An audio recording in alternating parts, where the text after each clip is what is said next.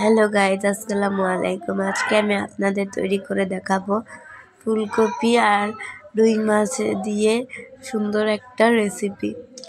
তো চলুন শুরু করা যাক আজকের রেসিপি। আজকের এই রান্না করার জন্য আমি ফার্স্টে এখানে কড়াইতে তেল দিয়ে নিব, রিফাইন্ড অয়েল। এরপরে এখানে দিয়ে নেব পেঁয়াজ কুচি। একটা বড় পেঁয়াজকে আমি এভাবে কুচি করে কেটে দিয়ে দিয়েছি। এবার আমি পেঁয়াজটাকে ভালো করে ভেজে নিচ্ছি। এরপর আমি এখানে দিয়ে দিচ্ছি আদা রসুন বাটা, দিয়ে ভালো করে নেড়ে নেড়ে ভেজে নিচ্ছি আমি ভালো করে। এখানে হালকা ভাজা হয়ে গেলে আমি হাফ কাপ পরিমাণ পানি দিয়ে দিলাম।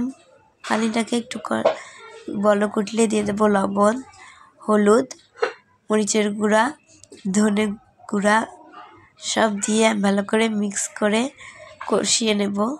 কষানো হয়ে গেলে আমি এখানে দিয়ে দিচ্ছি রুই মাছগুলো। রুই মাছগুলোকে ভালো করে আমি নেড়ে নেড়ে রান্না করে নেব। এরপরে কষিয়ে পানি দিয়ে দেব। এরপরে হয়ে গেলেই আমার রুই মাছ রেডি।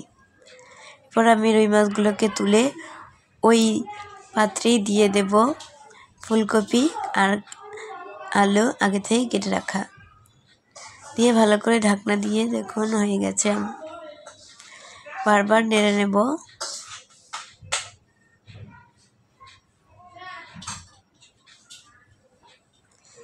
এই যে হালকা হালকা করে ভেতর দিয়ে নিয়ে নাড়তে হবে যাতে ফুলকপিগুলো ভেঙে না যায়। আলতো আলতো করে নিতে হবে।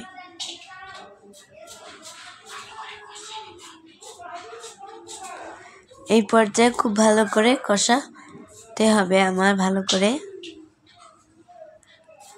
দেখুন আমার প্রায় এগুলোকে কষানো হয়ে গেছে।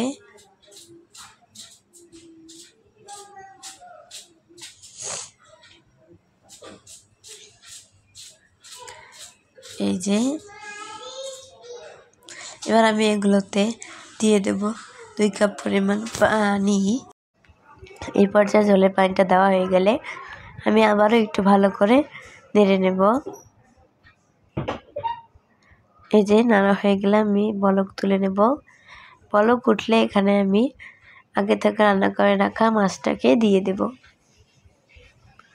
মাছ দিয়ে ভালো করে নেড়ে চেড়ে অনেকক্ষণ রান্না করার পরেই হয়ে যাবে আমাদের ফুলকপির আর রুই মাছের তরকারি। তো এর মধ্যে আমি একবার ঢাকাও দিয়ে নিচ্ছি, আর এই যে ঢাকা করলেই রেডি। এরপরে আমরা কয়েকটা চেরা কাঁচামরিচও দিয়ে নেব টেস্টটা বৃদ্ধি হওয়ার জন্যে। পরে ভালো করে নেড়ে চেড়ে নিতে হবে।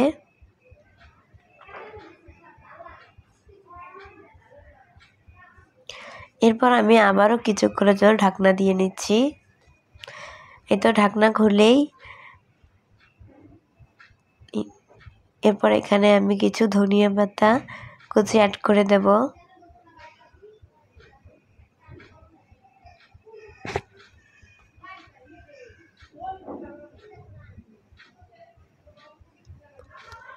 দেখুন এই পর্যায়ে আমি একটু নেড়ে দিচ্ছি।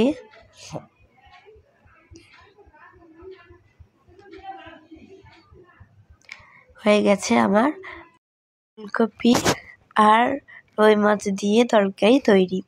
আমার ভিডিও ভালো লাগলে আপনারা লাইক সাবস্ক্রাইব করতে ভুলবেন না। কেমন লাগলো কমেন্ট করে জানাবেন, শেয়ার করে পাশে